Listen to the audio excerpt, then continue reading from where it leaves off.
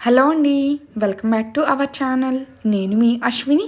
ఈరోజు మన వీడియో వచ్చేసి 2 బంగాళదుంపలు, కప్పు గోధుమ పిండితో అప్పటికప్పుడు చేసుకునే ఒక ఈజీ స్నాక్ రెసిపీ చూపిస్తాను. చాలా బాగుంటుంది. ఎప్పుడు ఒకే రకమైన స్నాక్స్ కాకుండా ఇలా కొంచెం కొత్తగా కూడా ట్రై చేసి పెట్టండి. పిల్లలు కూడా ఇష్టంగా తింటారు. అంతేకాదండో ఇది చాలా రుచిగా కూడా ఉంటుంది. తప్పకుండా ఒక్కసారి ట్రై చేయండి. ప్రాసెస్ కూడా చాలా ఈజీ. అప్పటికప్పుడు చేసి పెట్టచ్చు ఇంట్లో ఉన్న వాటితోనే. ఇక లేట్ చేయకుండా వీటి ప్రాసెస్ని అయితే స్టార్ట్ చేద్దాము. ముందుగా అయితే ఒక 2 బంగాళదుంపల్ని ముందుగానే ఉడికించుకొని ఇలా పొట్టు తీసుకోవాలి. వీటిని ఒక బౌల్లోకి తురుముకొని తీసుకోండి. మీ దగ్గర తురిమేది లేకపోతే మెత్తగా మిక్సీ పట్టుకొనైనా తీసుకోవచ్చు. చూసారు కదా, ఈ విధంగా 2 బంగాళదుంపల్ని తురుముకొని తర్వాత ఇందులో చిన్నగా కట్ చేసిన ఉల్లిపాయ ముక్కలు, కొన్ని పచ్చిమిర్చి ముక్కలు, కొంచెం కరివేపాకు, కాస్త కొత్తిమీర తరుగు, ఒక అర స్పూన్ దాకా కారం వేస్తున్నాను. అండ్ ఒక రుచికి తగ్గట్లుగా ఉప్పు, ఒక అర స్పూన్ ఏమో ధనియా జీరా పౌడర్, ఒక పావు స్పూన్ గరం మసాలా పొడి, ఒక స్పూన్ ఏమో కసూరి మేతి, ఇంకా 1 స్పూన్ దాకా నిమ్మరసం కూడా వేసుకోండి.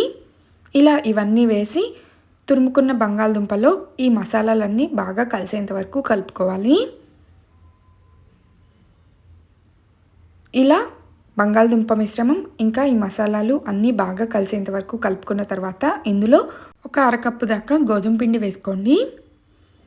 ఈ గోధుమ పిండి అంతా ఇందులో బాగా కలిసేంత వరకు కలుపుకోండి. వాటర్ మాత్రం అస్సలు వేయకండి. ఆల్రెడీ బంగాళదుంపల్లో తేమ ఉంటుంది కాబట్టి ఆ తేమతోనే గోధుమ పిండి అంతా కలిసిపోతుంది. అవసరమైతే మరికొంచెం గోధుమ పిండిని కూడా యాడ్ చేసుకొని ఇలా ముద్దలాగా తడుపుకున్న తర్వాత కొంచెం ఆయిల్ కూడా వేసుకొని చేతికి అంటకుండా ఒకసారి బాగా కలిపి మూత పెట్టేసి పక్కన పెట్టుకోండి. ఇక మరొక బౌల్ తీసుకొని అందులోకి ఒక 2 స్పూన్లు దాకా మైదా తీసుకుంటున్నాను. ఇందులోనే కొంచెం కొత్తిమీర, ఇంకా ఒక చిటికెడు దాకా మిరియాల పొడి, ఒక చిటికెడు ఉప్పు వేసుకొని ఈ పిండిలో ఇవన్నీ కలిసేంత వరకు కలుపుకోండి.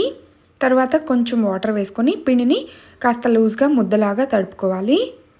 ఇలా తడుపుకున్న తర్వాత మీకు ఇష్టమైతే ఇందులో ఎగ్ వేసుకోవచ్చు. ఎగ్ మేము తినము అనుకుంటే 1 స్పూన్ దాకా కార్న్ఫ్లోర్ వేసుకోండి. ఎగ్ బదులు కార్న్ఫ్లోర్ వేసుకొని చక్కగా ఇంకొంచెం వాటర్ వేసుకొని పల్చగా తడుపుకుంటే సరిపోతుంది. నేనైతే ఎగ్ వేసుకున్నాను. ఎగ్ అనేది క్రిస్పీనెస్ కోసం వేసుకుంటున్నాము. ఎగ్ బదులు మీరు ఎగ్ తినకపోతే కార్న్ఫ్లోర్ వేసుకొని అచ్చంగా వాటర్తోనే తడుపుకొని ఈ విధంగా పక్కన పెట్టేసుకోండి.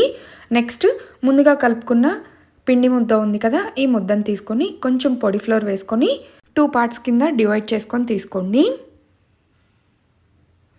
చేతికి అంటుకోకుండా ఇలా పొడి ఫ్లోర్ వేసుకుంటే సరిపోతుంది. పొడి ఫ్లోర్ ప్లేస్లో నేను గోధుమ పిండే తీసుకున్నాను. చక్కగా ఇలా ముద్దలాగా తీసుకున్న తర్వాత మరలా కొంచెం పొడి ఫ్లోర్ వేసుకొని చేత్తోనే మరీ పల్చగా కాకుండా కొంచెం మందంగానే ఒత్తుకోవాలి. వీడియోలో చూపించిన విధంగా ఇలా స్క్వేర్ లాగా ఒత్తుకోండి. ఇలా ఒత్తుకున్న తర్వాత ఎడ్జెస్ కట్ చేసుకొని వీడియోలో చూపించిన విధంగా 3 ముక్కల్లాగా కొంచెం బార్ ముక్కల్లాగా కట్ చేశాను. మీరు కావాలంటే చిన్న చిన్నవిగా అయినా కట్ చేసుకోవచ్చు. నేనైతే ఇలా కొంచెం పెద్ద సైజు ముక్కలే బార్ సైజ్ ముక్కల కింద కట్ చేసుకున్నాను.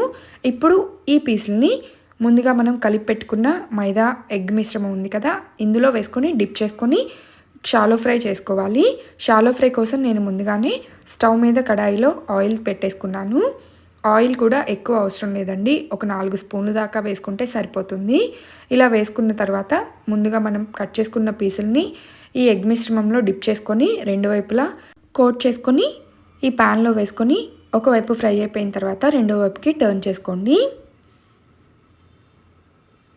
ఇలా నేను ముందుగా కట్ చేసుకున్న 3 పీసులని ఇలా ఎగ్ మిశ్రమంలో డిప్ చేసుకొని ప్యాన్లో వేసుకొని ఫ్రై చేస్తున్నాను. ఒకవైపు ఫ్రై అయిపోయిన తర్వాత రెండో వైపుకి టర్న్ చేసుకుంటూ 2 వైపులా లైట్గా గోల్డెన్ బ్రౌన్ కలర్ వచ్చేంత వరకు ఫ్రై చేసుకుంటే సరిపోతుంది. స్టవ్ని మాత్రం హై ఫ్లేమ్లో పెట్టుకోకుండా మీడియం ఫ్లేమ్లో పెట్టుకొని ఫ్రై చేసుకోండి. అప్పుడే ఇవి లోపల వరకు పర్ఫెక్ట్గా ఫ్రై అవుతాయి. ఆలు మసాలా విడిగా గోధుమ పిండి విడిగా కలుపుకొని స్టఫ్ చేసుకొని చేసుకుంటారు. అలా చేసే పని లేకుండా ఇలా చేసుకున్నారంటే చాలా సింపుల్గా అయిపోతుంది. ప్రాసెస్ చాలా ఈజీగా ఉంటుంది. చూసారు కదా, ఇలా 2 వైపులా ఫ్రై అయిపోయిన తర్వాత వీటిని ఆయిల్లోంచి తీసేసి ఒక పేపర్ నాప్కిన్ ప్లేట్లోకి తీసుకోండి. ఇలా ముందుగా కట్ చేసుకున్నవి ఫ్రై చేసుకున్నాం కదా, మిగిలిన పిండితో కూడా మరలా ఇదే పద్ధతిలో ముక్కల కింద కట్ చేసుకొని ఇందులో డిప్ చేసుకొని ప్యాన్లో వేసుకొని ఫ్రై చేస్తున్నాను. ఇలా మొత్తం అన్నీ ఫ్రై చేసుకున్న తర్వాత వేడివేడిగా సర్వ్ చేసుకున్నారంటే అద్భుతంగా ఉంటాయి.